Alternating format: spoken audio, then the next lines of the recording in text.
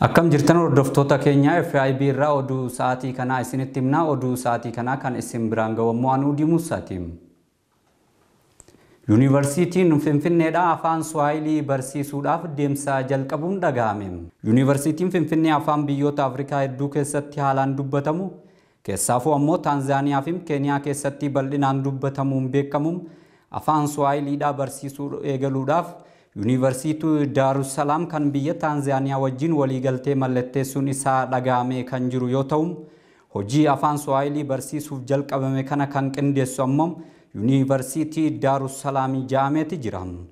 Murtiin kun ammoo kan dhagahame gamtaan Afrikaa walgahii isaa torban dabre Finfinneetti taa'ee turen Swahilii afaan hojii dabalataa gamtaa Afrikaa taasisuu isaa hordofuudhaan yoo ta'u, afaan Swahiliidhaan ammoo Taanzaaniyaa, Keeniyaa, Yuugaandaa, Democratic Republic of Congo, Comoros keessatti bal'inaan afaan dubbatamuuf akkasumas ammoo biyyoota akka Burundii, Ruwaandaa, Zaambiyaa, Maalaawi fi Moozaambiik keessatti akka dubbatamuutu himama.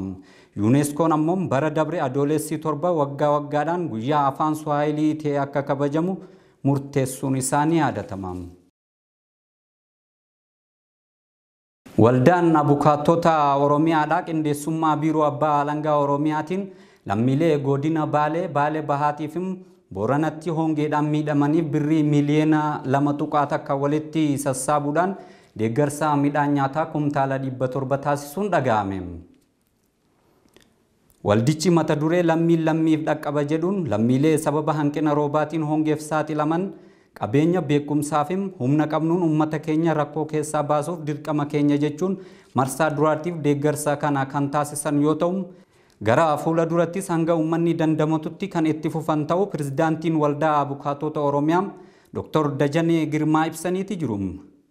Itti aantuun biiroo abbaa alangaa waliigalaa Oromiyaa adde Fiqir Zalaalam gama isaaniitiin ammoo biiroon abbaa alangaa naannoo Oromiyaa sirna bulchiinsa haqaa lafa qabsiisuuf dhugaa uummataa baasuuf hojjechaa kan jiru ta'uu ibsuudhaan yeroo uummanni rakkoo uumamaatii fi rakkoo namtolcheetiin miidhamutti kallattii garaagaraatiin deeggarsa cimsinee itti fufna jechuudhaan dubbataniiti jiru. Ragaan kun kan arganne ammoo waajjira dhimmoota koominikeeshinii mootummaa naannoo Oromiyaatirraa. Namoota umriin isaanii waggaa 18 ol ta'aniif talaalliin ittisa dhibee koronaa bifa duulaatiin hawaasa godinaalee Shawaa Lixaatiif kennamuuf qophiin xumuramuu isaa qajeelchi eegumsa fayyaa godinichaa beeksise. Daani'el Tasfaayee ammoo dabalata oduu kanaa kan isinitti himu ta'a.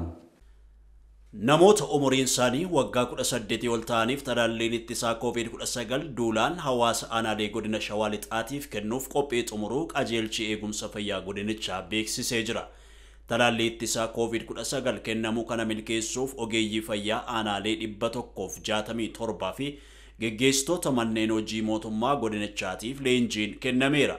Erga COVID-19 gara Itoophiyaatti seenee eegalee hawaasa dhibee kanarraa baraaruuf karaa ogeeyyii fayyaa fi qaamolee hawaasaa garaagaraatiin tattaaffiin bal'aan taasifamus dhibee kana bakka jirutti dhaabsisuun akka hin danda'amne ragaaleen ni eeru. Akaakun vaayirasii koronaa Delta vaayirant jedhamu Itoophiyaa seenuun erga gabaafamee bubbuleera.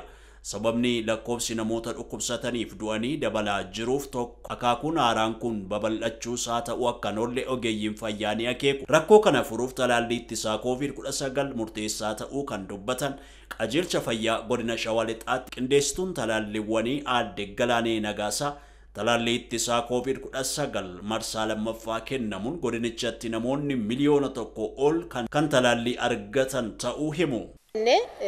COVID kun bifa isaa jijjiirratee weevii garaagaraatiin hawaasa miidhaa jira jechuudha ammallee.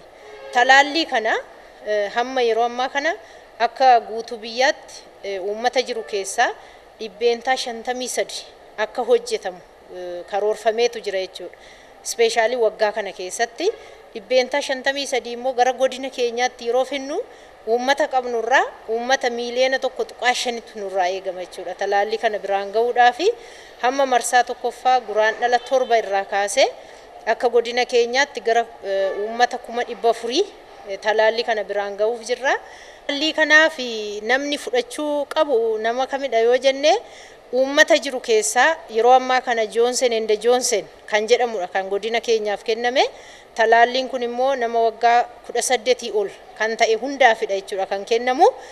kan as keessatti eligible yookaan talaallii kana hin fudhatu jennee nuti qabnu tokko talaallii gosa kamiyyuu kanaan dura fudhate namni tokko yoo anaafilaatik shookii kan jedhamu yookaan of wallaalchisu hospitaalatti adimiit ta'uu rakkoo garaagaraa yoo irraan ga'eera ta'e talaalli covid qofa miti talaalli gosa kamiifuu alerjikiidha yoo ta'e hin fudhatu jechuudha.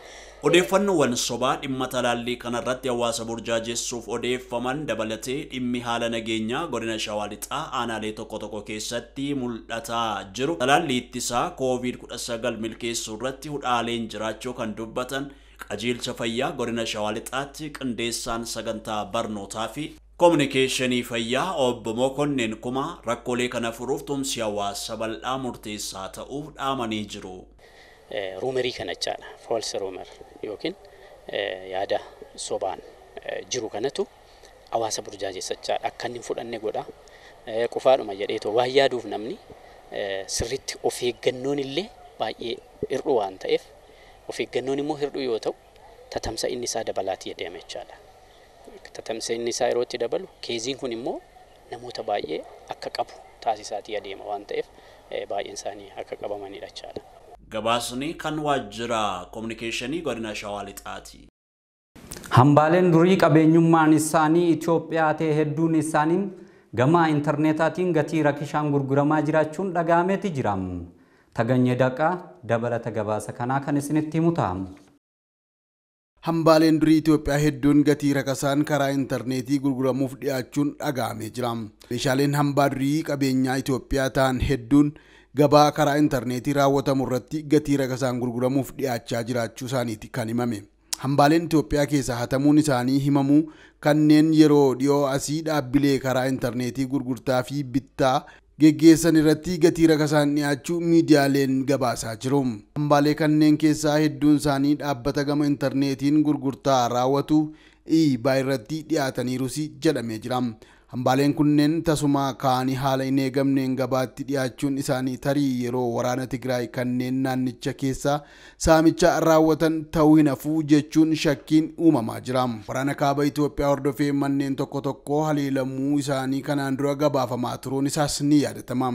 Manneen amantii haleelamuu qofa osoo hin taane hambaaleen durii akka saamamanis gabaasamaa ture jira. Yeroo kanatti hambaaleen kunneen akkamiin saamamanii alatti ba'uu danda'an kan jedhu adda baasuun rakkisaa ta'us karaa Sudaanii fi Keeniyaa ba'uu akka danda'an tilmaamamaa jira. Barreeffamni amantii afaan Giiziin gogaa irratti barreeffame kuni akka lakkoobsa Itoophiyaatti amajjii 12 bara 2014 doolaara Ameerikaa 240 gurguramuuf gabaa irratti dhiyaateeras jedhamee jira. Kitaabni kan biraan jaarraa 15ffaa fi 16ffaa keessa afaan Giiziin barreeffamuun isaa himamu immoo fuuluma kana irratti doolaara Ameerikaa 1250 gurguramuuf dhiyaatee tures jedhamee jira. Jarmiyaalee karaa intarneetii daldala geggeessan akka eBay irratti namoonni galmaanii suuraa meeshaa gurguranii ibsa gahaa waliin maxxansuun gabaaf dhiyeessaniirus jedhamee jira. Gama abbaa taayitaa eegumsa qorannoo hambaalee federaalaa Itoophiyaatiin dhimma kanarratti hanga gabaasni qindaa'etti wanti jedhame hin jiru. Baatiiwwan jahan darbanitti daldala alergiitiin galiin doolaara Ameerikaa 104 ol ta'uu argamuun isaa dhaga'ameeti jira. Baatiiwwan jahan darbanitti oomishaalee paarkiiwwan industirii gabaa alaaf ergaman irraa galiin doolaarii miliyoona 104 ol ta'uu argamuun ibsamee kan jiru yoo ta'u, Itoophiyaan rakkoo keessa jiraattus paarkiiwwan hojii bal'aa hojjetameen waggaa dabrerra bara kana galii fooyya'aa argamu hoggansi maarkeetingii fi koominikeeshinii koorporeeshinichaa ibsanii kan jiran yoo ta'u, galiin bara kana argame kan bara dabreen wal bira qabame yoo ilaalamu parsantii 25 dabaluunis ibsameeti jira. Dabalataan ammoo oomishaalee alaa galan kan doolaara miliyoona 80 baasan paarkiiwwan kanneen itti oomishuun gabaaf dhiyeessuun danda'amee jiraachuudhas ibsameeti jira. Paarkiiwwan industirii kanneen keessatti lammiiwwan 33,000 oliif carraan hojii uumamuunis ibsameeti jira. Gamtaan Afrikaatii fi dhaabbanni hojjettoota addunyaa dhimmoota garaagaraa irratti waliin hojjechuuf waliigaltee mallatteessuun dhaga'ame. Waliigalticha dhaabbata hojjettoota addunyaatti itti aantuun daayirktera olaanaa damee Afrikaa Sintiyaa Saamu'eel Olonjuun fi gamtaa Afrikaatti koomishinarri dhimmoota fayyaa mirga namoommaatii fi guddina hawaasummaa Minaata Seesumaa Samaatee mallatteessaniiru. waliigalteen hariiroo yeroo dheeraa gamtaa Afrikaa waliin qaban cimsuudhaaf mallatteessuun dhagaamee kan jiru yoo ta'u, itti aantuun Daayirektara olaanaa Damee Afrikaa Siintiyaa Saamu'eel Olonjuun ibsaniiti jiru. Waliigaltichi hariiroo yeroo dheeraa gamtaa Afrikaatii wajjin qaban cimsuudhaaf mallatteessuudhas dhaabbatichatti itti aantuun Daayirektara olaanaa Damee Afrikaa Siintiyaa Saamu'eel Olonjuun ibsaniiti jiru. Waliigaltichi hojiirra oolmaa ajandaa ardii Afrikaa bara 2063tiif gahee olaanaa kan qabu ta'uu eeruudhaan dabalataanis ammoo ajandaa walitti fufaa dhaabbata mootummoota gamtoomaniin bara 2030tiif labsii Abuujaa kan bara 2019 Afrikaanota hundaaf haqa hawaasummaa mirkaneessuu hojiirra oolchuudhaaf gargaaras jedhameeti jira.